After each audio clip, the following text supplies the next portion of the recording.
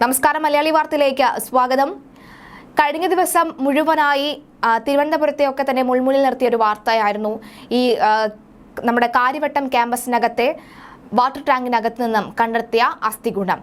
പ്രധാന ചോദ്യം അപ്പോഴും ബാക്കിയായിരുന്നു, ഇതാരുടെ അസ്ഥികൂടം, ഇവിടെ എങ്ങനെ വന്നു എന്നുള്ളത്. അതിനെ സാധൂകരിക്കാൻ, അത്തരം ചോദ്യങ്ങളെ സാധൂകരിക്കാനായി ഈ വാട്ടർ ടാങ്കിന്റെ സമീപത്ത് നിന്ന് തന്നെയാണ് ഒരു ലൈസൻസ് ലഭിച്ചിരുന്നു. ലൈസൻസിലെ വിശദാംശങ്ങൾ വെച്ച് ഇത് ലൈസൻസ് ഉടമയുടെ ഈ അസ്ഥികൂടമാണോ എന്നടക്കമുള്ള ചോദ്യങ്ങൾ ഉയരുകയാണ്. എന്തായാലും കേരള സർവകലാശാല കാര്യവട്ടം ക്യാമ്പസിലെ വാട്ടർ ടാങ്കിൽ അസ്ഥികൂടം കണ്ടെത്തിയ കേസിൽ വമ്പൻ വഴിത്തിരിവ്. 7 വർഷം മുമ്പ് കാണാതായ തലശ്ശേരി സ്വദേശിയെ കേന്ദ്രീകരിച്ചാണ് അന്വേഷണം.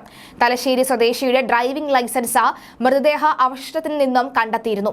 കാണാതായ യുവാവിന്റെ അച്ഛൻ തലസ്ഥാനത്തെത്തിയാൽ DNA പരിശോധന നടത്തുമെന്ന് കഴക്കൂട്ടം അസിസ്റ്റന്റ് കമ്മീഷണർ ബാബു കുട്ടൻ ഇപ്പോൾ വ്യക്തമാക്കിയിട്ടുണ്ട്.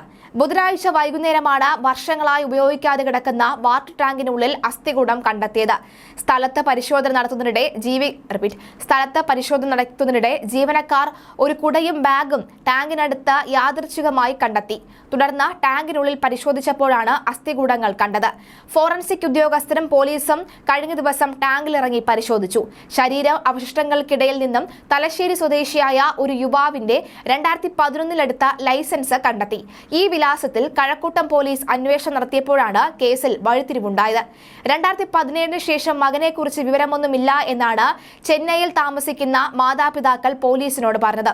അച്ഛനോട് തിരുവനന്തപുരത്ത് എത്താൻ ആവശ്യപ്പെട്ടിട്ടുണ്ട്. അതിനുശേഷം DNA പരിശോധന നടത്തും. CA ബിരുദധാരിയായ യുവാവ് ഇൻഫോ പാർക്കിലും ടെക്നോ പാർക്കിലും ജോലി ചെയ്തിട്ടുണ്ട്. അച്ഛനിൽ നിന്നും മകന്റെ ഒരു ബാങ്ക് അക്കൗണ്ടിന്റെ വിവരവും പോലീസിന് ലഭിച്ചിട്ടുണ്ട്. ബാങ്ക് അക്കൗണ്ടിന്റെ വിശദാംശങ്ങൾക്കായി ഇന്ന് കത്ത് നൽകുമെന്നും പോലീസ് വ്യക്തമാക്കിയിട്ടുണ്ട്. കഴിഞ്ഞ ദിവസം ഈ അസ്ഥികൂടം പരിശോധിച്ച ശേഷം തന്നെ ഇതൊരു പുരുഷന്റെ അസ്ഥികൂടമാണ് എന്ന വിലയിരുത്തൽ വന്നിരുന്നു. പക്ഷെ ആരുടെയാണ് എന്ന ചോദ്യം അപ്പോഴും ബാക്കിയായിരുന്നു. എന്നാൽ പിന്നീടാണ് ഇത്തരത്തിൽ അസ്ഥികൂടത്തിനൊപ്പം തന്നെ ഒരു ലൈസൻസ് ലഭിച്ചത്. എന്നാൽ പലതരത്തിലുള്ള ചോദ്യങ്ങൾ നീണ്ടിരുന്നു. മറ്റാരുടെയെങ്കിലും അസ്ഥികൂടവും അല്ലെങ്കിൽ തെറ്റിദ്ധരിപ്പിക്കാൻ വേണ്ടി ഈ ഒരു ID കാർഡ് അവിടെ ഉപേക്ഷിച്ചതാണോ എന്നായിരുന്നു ആദ്യം പോലീസിന് പോയ സംശയം. എന്നാൽ പിന്നീട് ഈ ID കാർഡ് കേന്ദ്രീകരിച്ചുള്ള അന്വേഷണത്തിലാണ് 2017 മുതൽ കാണാതായ മകനെ കുറിച്ച് കാണാൻ വിവരമില്ല. ആ മകന്റെ ID കാർഡാണ് അല്ലെങ്കിൽ ആ മകന്റെ ലൈസൻസ് ആണ് ഇപ്പോൾ ലഭിച്ചിട്ടുള്ളത്. ഈ കഴക്കൂട്ടത്തേക്ക്, അതും ചെന്നൈയിലാണ് അവരുടെ അച്ഛനും അമ്മയും ഇപ്പോൾ താമസിക്കുന്നത്. ഈ കഴക്കൂട്ടത്തേക്ക് ഈ സ്വദേശി അല്ലെങ്കിൽ ഈ കഴക്കൂട്ടത്തേക്ക് എങ്ങനെയാണ് വരാൻ കാരണം, അല്ലെങ്കിൽ കാര്യവട്ടം ക്യാമ്പസിലേക്ക് ഇതെങ്ങനെയാണ് വരാൻ കാരണമെന്ന് നോക്കുമ്പോൾ കഴക്കൂട്ടം ഭാഗം, അതായത് കാര്യവട്ടത്തിനോട് തൊട്ടടുത്ത ഒരു ഹമ്പാണ്, ഒരു ടെക്കി ഹമ്പാണ് കഴക്കൂട്ടത്തെ ടെക്നോ പാർക്കിൽ ഒക്കെ തന്നെ ഇദ്ദേഹം ജോലി ചെയ്തിരുന്നു എന്നാണ് മനസ്സിലാക്കുന്നത്.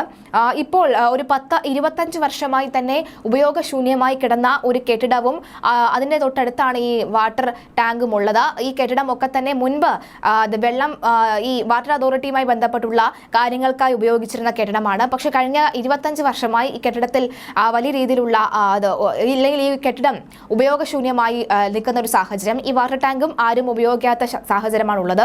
എന്നാൽ കഴിഞ്ഞ ദിവസം തന്നെ ഇത്തരത്തിൽ ഒരു ജോലിയുടെ ആവശ്യവുമായി ബന്ധപ്പെട്ട് അങ്ങോട്ടേക്ക് എത്തിയ, ഈ വാട്ടർ ടാങ്കിന്റെ പരിസരത്തേക്ക് എത്തിയ ഈ ജീവനക്കാരാണ് ഈ വാട്ടർ ടാങ്കിന് അടുത്ത് ഒരു കുട ഇരിക്കുന്നത് ശ്രദ്ധയിൽപ്പെട്ടത്. അങ്ങനെ ഒരു കുടയൊന്നും തന്നെ വരാൻ സാധ്യതയില്ല, ഈ ഒരു പരിസരത്ത് കുടയും ബാഗും ഒന്നും തന്നെ വരാൻ സാധ്യതയില്ല എന്നാണ് മനസ്സിലാകുന്നത്. അങ്ങനെ ഒന്ന് പരിശോധിച്ചപ്പോഴാണ് അസ്ഥികൂടം കാണാനിടയായത്. ആദ്യ പരിശോധനയിൽ തന്നെ ഇതൊരു പുരുഷന്റെ അസ്ഥികൂടമാണെന്ന് മനസ്സിലാക്കുകയും പിന്നീട് കൂടുതൽ തെരച്ചിൽ ഊർജിതമാക്കിയപ്പോഴാണ് ലൈസൻസ് കിട്ടിയത്.